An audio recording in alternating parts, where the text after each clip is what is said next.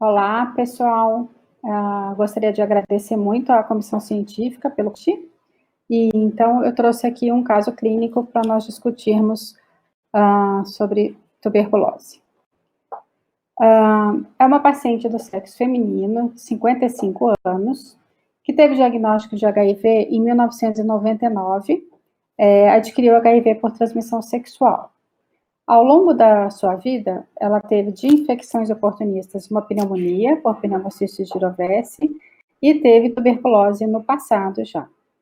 De outros diagnósticos, uma infecção por HPV, onde ela tem tanto em colo de útero quanto em vulva, e é uma paciente que tem herpes genital recorrente.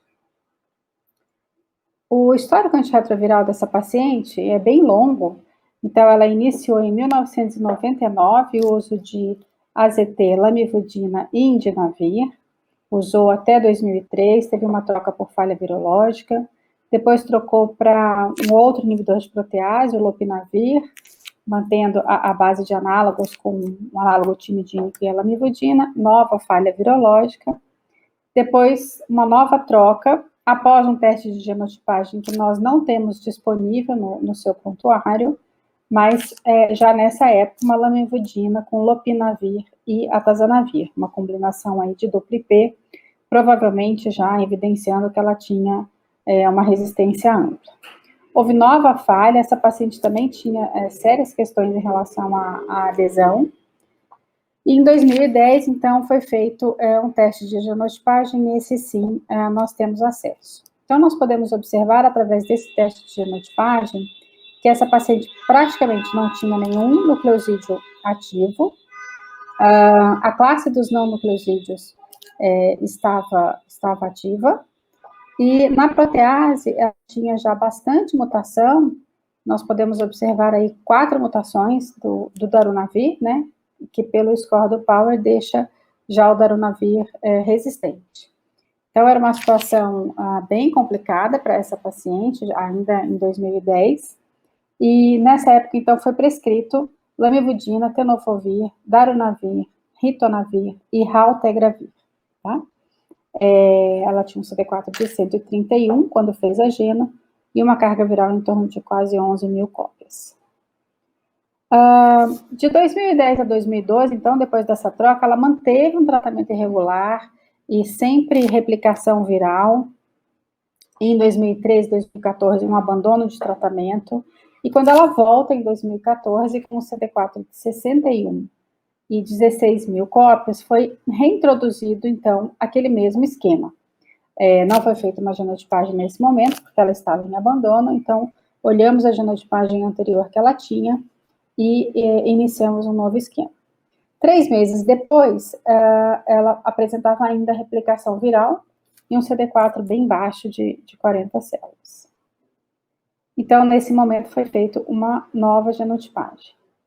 A nova genotipagem é muito parecida com a anterior, né, mostrando a ampla resistência na transcriptase reversa, mantendo como ativo aí realmente só os não nucleosídeos, e mantendo toda a resistência na protease que ela já tinha. Mas aqui aparece a resistência para o raltegravir, que ela estava em uso, com uma mutação que também compromete a ação do dolutegravir. Então, o dolutegravir aqui já estava com uma atividade intermediária, olhando aqui o algoritmo de Stanford, e que a gente considera o algoritmo francês, já era resistente.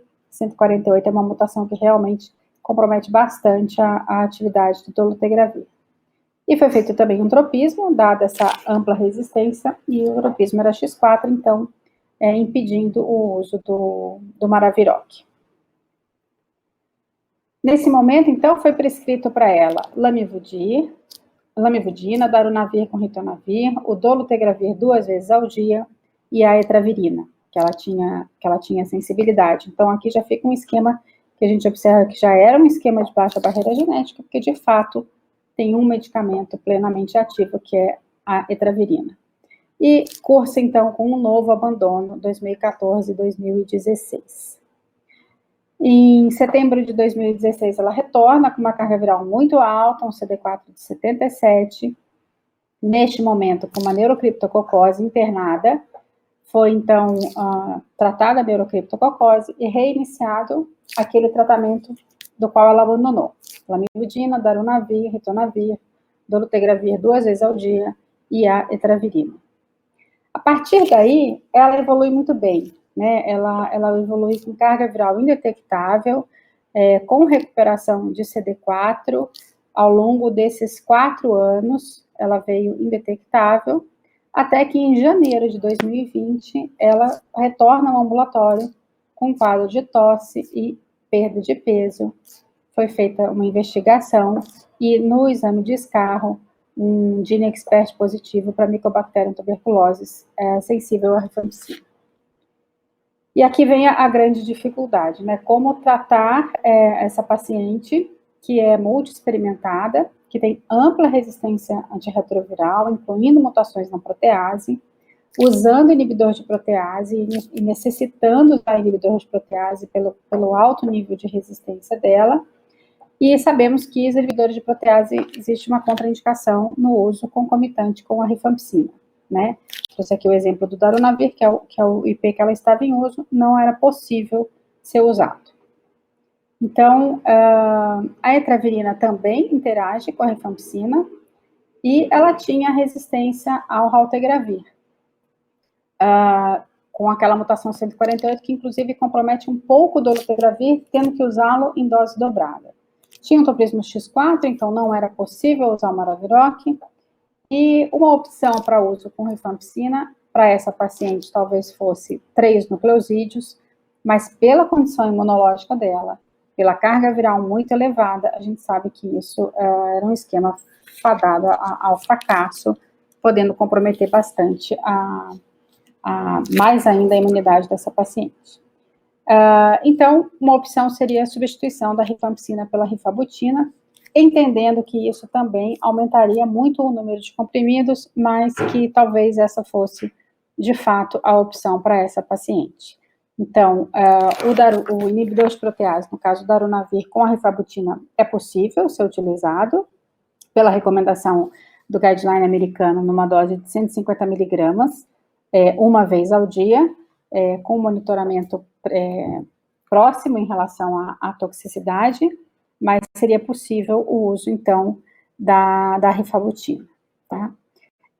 O dolutegravir também tem uma interação com a rifampicina, necessitando que se tome a dose da rifampicina, do dolutegravir, desculpa, porém, essa recomendação, ela só é válida na ausência de resistência na classe da integrase, porque quando a gente tem resistência na integrase, nós já estamos dobrando a dose do dolutegravir.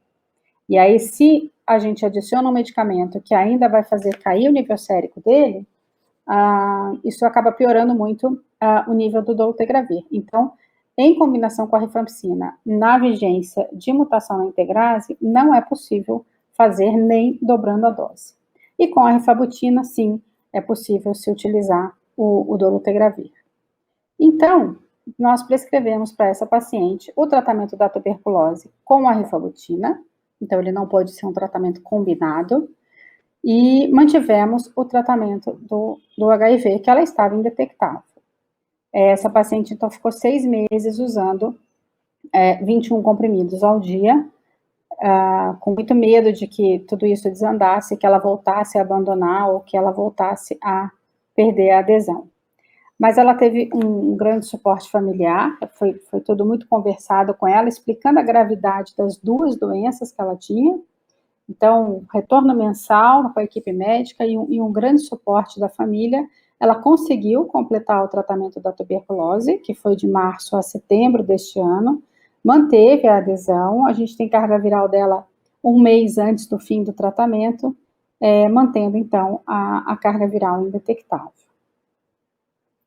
Então, nós sabemos que a co-infecção HIV-tuberculose representa um grande desafio, especialmente em pacientes multi-experimentados, onde muitas vezes a gente vai precisar fazer o que foi feito nesse caso, de não conseguir usar os comprimidos coformulados para o tratamento da tuberculose. Também sabemos que a terapia de resgate, sem o uso de inibidor de protease, nessa população com alto nível de resistência, a gente não tem evidência na literatura para ser feito. São muito poucas as publicações antigas de resgate sem inibidor de protease, e não nesse nível de resistência, né? Geralmente casos muito mais tranquilos, onde a gente consegue 2 medicamentos ativos de outra classe. Com esse nível de resistência dessa paciente, a gente não tem nenhuma segurança de fazer um resgate sem inibidor de protease.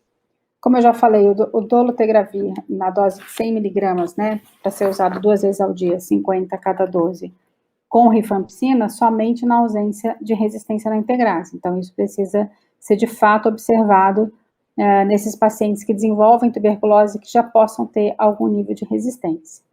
E a rifabutina, então, nesse caso, representa uma boa opção, que não compromete o tratamento da tuberculose, que permite o uso do inibidor de protease, a despeito de um aumento do número de comprimidos, já que a gente precisa desmembrar o tratamento, mas nessas situações seria, de fato, a opção mais segura. Eu acho que é isso que eu tinha para falar. Muito obrigada.